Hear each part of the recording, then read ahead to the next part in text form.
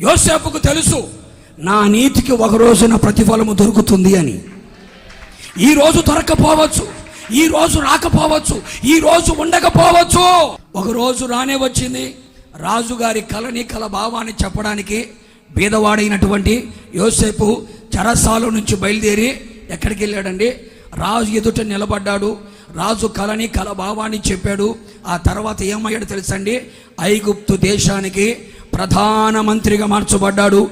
ఐగుప్తు దేశానికి ఆహార శాఖ మంత్రిగా మార్చబడ్డాడు. ప్రపంచమంతా, ఐగుప్తు దేశమంతా, ప్రపంచ దేశాలన్నీ కూడా యోసేపు వైపు చూస్తున్నాయి.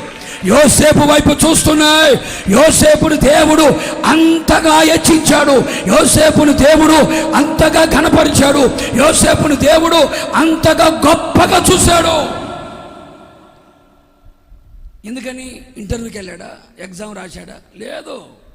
నీతిగా బ్రతికాడంతే, నీతిని ప్రేమించాడంతే.